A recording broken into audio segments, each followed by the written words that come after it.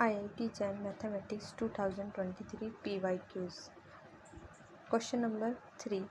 Which of the following is a subspace of real vector space R3? ठीक है, 4 option दिए हुए हैं, बताना है कि चारों में से कौन एक सबस्पेस है R3 का। ठीक है, इसको मान लेंगे हम W1, इसको मान लेंगे हम W2, इसको मान लेंगे हम W3, इसको मान लेंगे हम W4।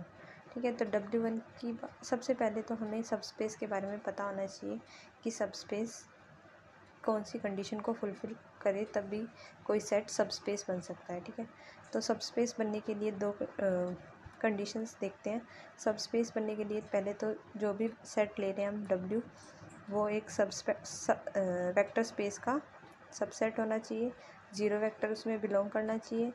तीसरी कंडीशन है कि उनका वेक्टर एडिशन, अगर 2 वेक्टर हम W से ले रहे हैं तो उनका वेक्टर एडिशन भी W से आना चाहिए। चौथी कंडीशन है स्केलर मल्टीप्लिकेशन, अल्फ़ा अगर हम फील्ड से लें और U वेक्टर हम W से लें तो अल्फ़ा U भी W से आना चाहिए। इसे तो कहते हैं हम 2 स्टेप, और हम 1 स्टेप से भी देख सकते हैं जिससे ईजी होता है, सिंपल तरीके से कर सकते हैं। 0 वेक्टर पहले तो फर्स्ट कंडीशन होती है कि 0 वेक्टर W से आना चाहिए। सेकंड कंडीशन होती है कि दो स्केलर्स हम फील्ड से लें और 2 वेक्टर्स हम हमारे सेट से लें तो उनका जो एडिशन और स्केलर मल्टीप्लिकेशन भी W से आना चाहिए। तो हम कह देंगे कि W क्या है, एक सब स्पेस है। ठीक है, वेक्टर स्पेस V का एक सब स्पेस है। तो हमें इन 4 ऑप्शन को चेक करना है। सबसे पहले तो हम 0 वेक्टर ही चेक कर लेते हैं। प्राइमरी कंडीशन है कि 0 वेक्टर होना चाहिए। तो अगर हम x, y, z को इस W1 सेट में x, y, z को हम 0 पुट करें तो हमें इक्वल में 0 ही मिलता है, तो ये कंडीशन सेटिस्फाई होती है। और रैशनल नंबर्स तो 0 रैशनल नंबर्स में कंटेन करता है ना। तो अगर हम x, y, z को 0 पुट करें तो भी ये कंडीशन फुलफ़िल हो जाती है। यहाँ पे भी सेम, लेकिन यहाँ पे अगर हम 0 पुट करते हैं तीनों को तो 1 इज़ इक्वल टू 0 आता है। तो डी ऑप्शन को हमें चेक करने की ज़रूरत नहीं है। डी ऑप्शन में 0 वेक्टर ही नहीं है, तो हम सीधा कह देंगे कि डी तो सब स्पेस नहीं ही होगा। ठीक है, अब हम तीनों को चेक करते हैं। इन तीनों को चेक करने के लिए फर्स्ट वाले को चेक करते हैं। फर्स्ट ऑप्शन ए को चेक करते हैं। ऑप्शन ए में क्या कह रहा है कि 0 वेक्टर, तो हमें पता चल गया कि 0 वेक्टर तो इसमें बिलोंग कर रहा है। तो अब हम क्या करेंगे, 1 स्टेप टेस्ट लगाएंगे। ठीक है, 1 स्टेप टेस्ट में हम 2 स्केलर्स ले रहे हैं रियल नंबर से, क्योंकि फील्ड हमारी रियल नंबर्स की है। 2 वेक्टर्स ले रहे हैं x1, y1, z1 W1 से और x2, y2, z2 W1 से। ठीक है, और हमारी क्योंकि ये W1 से आ रहे हैं, इसलिए ये इस कंडीशन को सेटिस्फाई करेंगे। तो इस तरह से हमने इक्वेशन 1 और इक्वेशन 2 फॉर्म कर ली। ठीक है, फिर उसके बाद में हम चेक करेंगे कि alpha U plus beta V हमारा W में कंटेन कर रहा है या नहीं। तो इनको ऐड करेंगे हम।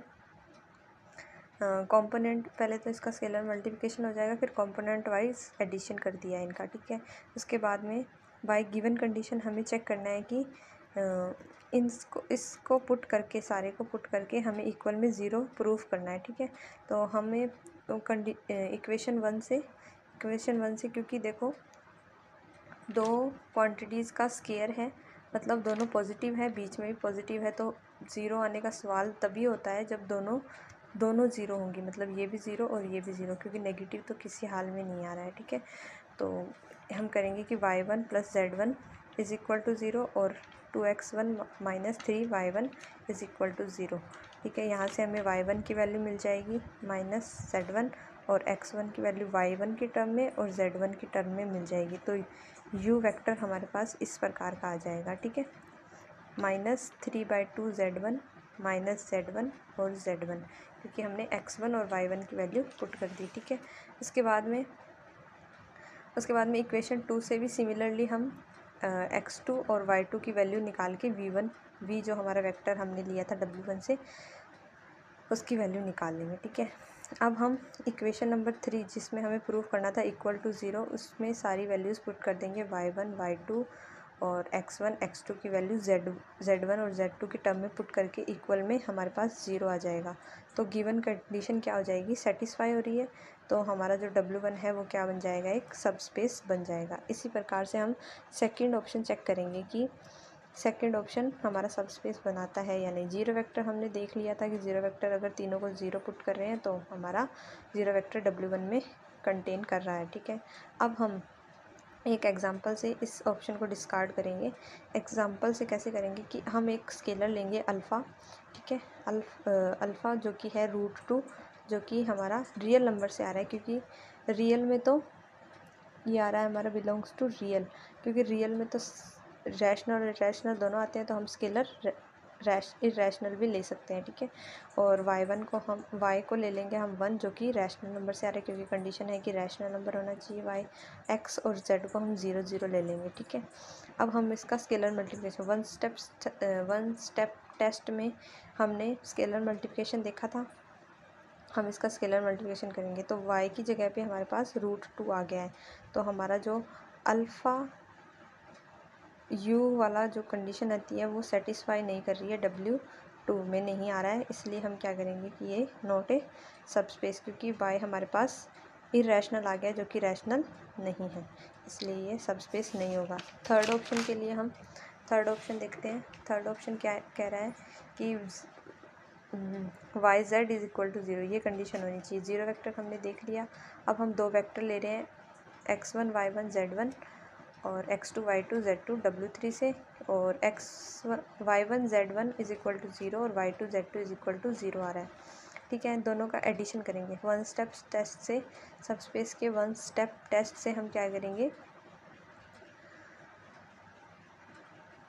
इसका एडिशन करेंगे। वेक्टर एडिशन क्या कह रहा है हमें, कंपोनेंट वाइज एडिशन हो गया। ठीक है, इसके बाद में हमने इनका मल्टीप्लिकेशन कर लिया, अंदर जो हमारी कंडीशन थी इस हिसाब से हमने इसका और इसका y1 + y2 और z1 + z2 का मल्टीप्लिकेशन करके हमने ये वैल्यू निकाल ली। हमारे पास दो चीज़ें बच गई। अब हम एक कंडीशन लगाएंगे। हम कंडीशन कंसीडर करेंगे कि y1 और z2 क्या है, नॉन ज़ीरो है, और y2 और z1 क्या है, ज़ीरो है ना। तो जब हम मल्टीप्लाई करेंगे तो y2 और z1 का मल्टीप्लाई करेंगे तो 0 आ जाएगा, लेकिन y1 और z2 का मल्टीप्लाई, क्योंकि ये दोनों नंबर नॉन ज़ीरो है, इसलिए नॉन ज़ीरो का मल्टीप्लिकेशन भी नॉन ज़ीरो होगा, तो y1 z2 हमारे पास नॉन ज़ीरो आ जाएगा। तो ये जो क्वांटिटी है ये क्या आ जाएगी, नॉन ज़ीरो आ जाएगी। तो ये हमारी इस कंडीशन को फुलफ़िल नहीं करेगी, मतलब कि इसका जो वेक्टर एडिशन था वो सेटिस्फाई नहीं हो रहा है यहाँ पे, तो W3 भी हमारा नॉट ए सबस्पेस होगा।